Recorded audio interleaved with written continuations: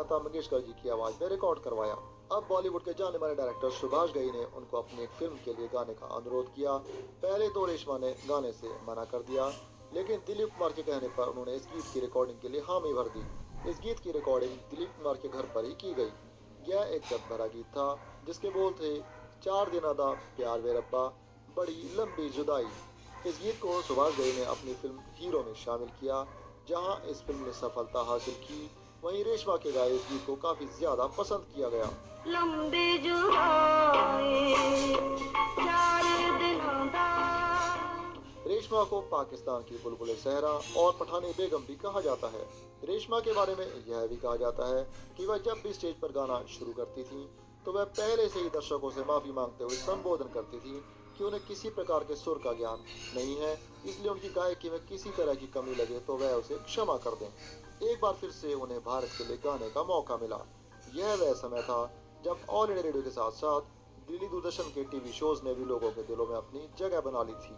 उस समय सन 1980 के दशक में पंजाब के एक महान डायरेक्टर बलवंत गार्गी ने एक टीवी सीरियल सांझा चुल्हा का निर्माण किया। इस टीवी धारावाहिक के टाइटल सॉन्ग के लिए उन्होंने रेशमा की आवाज को चुना। इस गीत के बोल थे, शुक्र रब्बा सांझा चुल्हा बलिया। इस गीत को भी बहुत पसंद किया गया। उनके गीतों का जादू भारत के फिल्म जगत पर भी लंबे समय तक छाया रहा है। सन 2004 की एक फिल्म वो तेरा नाम था में भी रेशमा द्वारा गाए गए गीत अश्का दी गली च मकान दे गया को फिल्माया गया। उनके गीत लंबी जुदाई की धुन को सन 2005 के एक पॉप एल्बम में भी फिल्माया गया। इसी गीत को सन 2008 की एक फिल्म जन्नत में एक नए अंदाज में पेश किया गया। इन सब गीतों के जरिए से आज भी इस महान अदाकारा को याद किया जाता है। अपने जीवन में संगीत के जादू से इतनी सफलता को हासिल करने के बावजूद भी रेशमा ने अपने रहन सहन और अपनी सामाजिक परंपराओं का दामन कभी भी नहीं छोड़ा।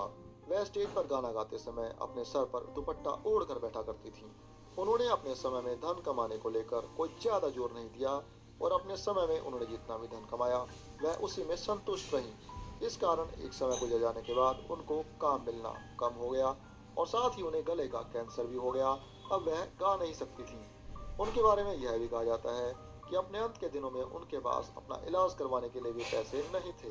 वैसे तो पाकिस्तान सरकार के हुक्मरान जियाउल हक और परवेज मुशर्रफ ने उनको सरकारी सहायता दिलवाने का वायदा भी किया, लेकिन यह वायदे केवल कागजों में कैद होकर ही रह गए।